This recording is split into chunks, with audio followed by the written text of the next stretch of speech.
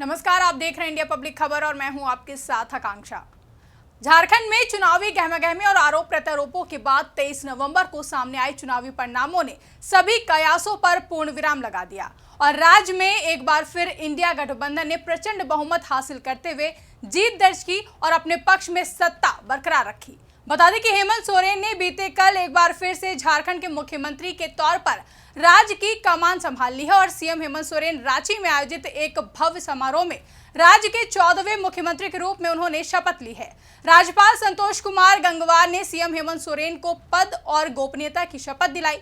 बता दें कि झारखंड मुक्ति मोर्चा के नेता हेमंत सोरेन का सीएम के रूप में ये चौथा कार्यकाल है। वहीं मुख्यमंत्री पद संभालते ही CM Hemant Soren action mode में दिखाई दिए और सीएम पद संभालते ही सीएम हेमंत सोरेन ने बड़ा ऐलान कर दिया, जिसके बाद पक्ष और विपक्ष के बीच एक बार फिर से राजनीतिक जंग छिड़ गई है। दरअसल बीजेपी को महाराष्ट्र में मिली शानदार जीत के जश्न को झारखंड की हार ने कुछ हद तक फीका कर दिया। बीजेपी का केंद्रीय नेतृत्व और झारखंड इकाई उन कारणों की पड़ताल कर रही है कि राज्य में आक्रामक चुनाव प्रचार अभियान के बाद भी आखिर पार्टी की इतनी बुरी तरह हार क्यों हुई है। 81 सीटों वाले झारखंड में एनडीए को 22 जबकि इंडिया गठबंधन ने 56 सीटें जीती हैं और सत्ता में वापसी की है। जबकि चुनाव प्रचार के दौरान ऐसा माना जा रहा था कि चुनावी लड़ाई बहुत नजदीक की रहेगी।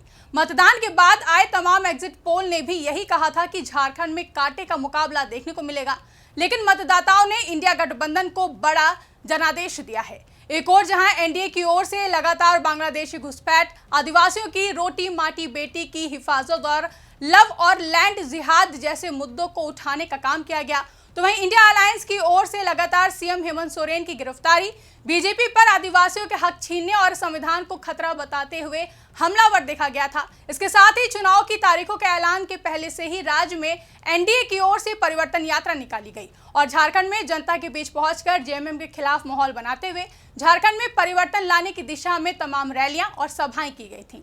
साथ ही एनडीए का हिस्सा बीजेपी की ओर से झारखंड में गोगो दीदी योजना की घोषणा की गई थी। इस योजना के तहत सरकार बनने के बाद पहले महीने से ही राज्य की महिलाओं के बैंक खातों में हर महीने 2100 रुपए दिए जाने का ऐलान किया गया था, जिसके लिए फॉर्म भी खुद बीजेपी के प्रदेश अध्यक्ष बाबूलाल मरांडी को भरवाते हुए देखा गया था। तो वहीं इंडिया अलायंस का हिस्सा जेएमएम की ओर से मैया सम्मान यात्रा निकाली गई, जिसकी कमान जेएमएम की ओर से कल्पना सोरेन को सौंपी गई थी, जिसके माध्यम से कल्पना सोरेन झारखंड में इस यात्रा के जरिए तमाम रैलियां और सभाएं करती हुई देखी गई और राज्य की आधी आबादी यानी कि झारखंड की महिलाओं से जुड़ने का काम किया। साथ ही जेएमएम की तरफ से चल रही मैया सम्मान योजना में बड़ा बदलाव करते हुए ऐलान किया गया था कि मैया सम्मान योजना में सरकार आते ही जो रुपए अभी 1000 रुपए मिल रहे हैं उसमें 1500 रुपए का इजाफा किया जाएगा, यानी कि सरकार बनाने पर राज्य की सभी महिलाओं को कुल 2500 रुपए मिलेंगे।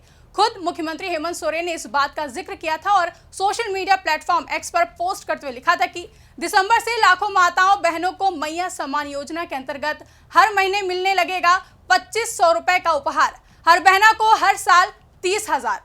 अपने इसी वादे को पूरा करते हुए जैसे ही हेमंत सोरेन ने शपथ ग्रहण किया, उसके बाद मुख्यमंत्री पदभार संभाला, वैसे ही CM Hemant Soren action mode में दिखाई दिए और राज्य की बकाया राशि को लेकर मुख्यमंत्री के तल्ख तेवर देखने को मिले। मुख्यमंत्री हेमंत सोरेन ने केंद्र सरकार से बकाया राशि को लेकर कानूनी लड़ाई लड़ने का मन बना लिया है। वहीं मैया सम्मान की राशि को भी 2500 रुपए कर दिया है और इसकी घोषणा भी कर दी है। साथ ही जेपीएससी और जेएसएससी का कैलेंडर भी जारी करने की मुख्यमंत्री ने घोषणा कर दी है। एक्स पर पोस्ट करते हुए सीएम हेमंत सोरेन ने लिखा कि आज अबुआ सरकार के शपथ ग्रहण के बाद लिए गए कुछ महत्वपूर्ण निर्णय।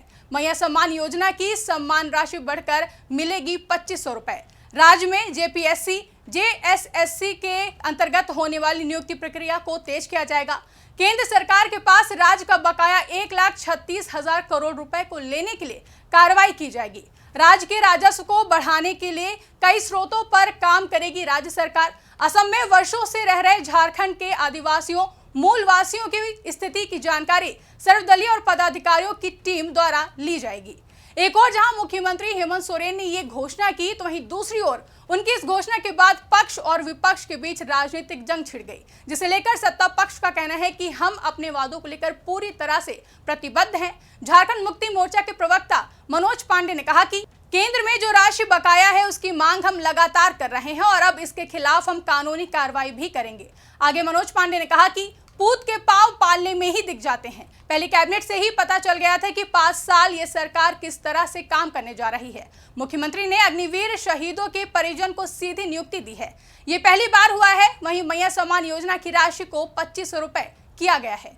वहीं इस मामले में कांग्रेस प्रवक्ता राकेश सिन्हा ने कहा कि हमने पहले ही कहा था कि हम राज्य के विकास के लिए प्रतिबद्ध हैं। अब जब हमारी सरकार बन गई है तो हम राज्य के लिए कई अहम फैसले लेंगे, फिर चाहे वो मैया सम्मान योजना की राशि को बढ़ाना हो या फिर 450 रुपए में सिलेंडर देना हो। साथ ही कांग्रेस प्रवक्ता ने कहा कि केंद्र के पास जो हमारी बकाया राशि है, जो कि झारखंड के लोगों का पैसा है, वो हम वापस लाने का काम करेंगे, फिर चाहे उसके लिए कानूनी कार्रवाई क्यों ना करनी पड़े। एक और जहां सत्ता पक्ष अपने वादे पूरे करने की बात कर रहा है, तो वहीं बीजेपी का कहना है कि जो वादे किए हैं पहले उन्हें पूरा करें, तब हम कुछ बोलेंगे। बीजेपी विधायक सीपी सिंह ने कहा कि सीएम हेमंत सोरेन ने राज्य के मुखिया के तौर पर शपथ ली है तो राज्य के लिए फैसला भी वो लेंगे, लेकिन मुख्यमंत्री ने जो फैसला लिया है पहले उस पर अमल करें।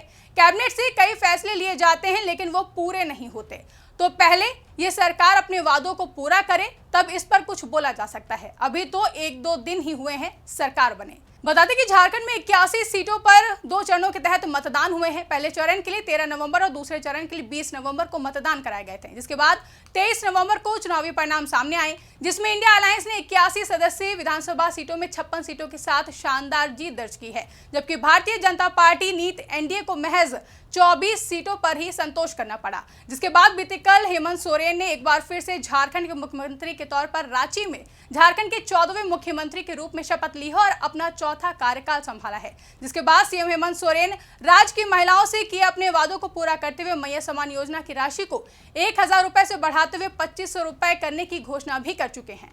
फिलहाल के लिए इस रिपोर्ट में बस इतना ही। इस रिपोर्ट को लेकर आपकी क्या राय है, कमेंट करके हमें जरूर बताएं। साथ ही ऐसी ही तमाम बड़ी खबरों के लिए हमारे YouTube चैनल को सब्सक्राइब करना ना भूलें।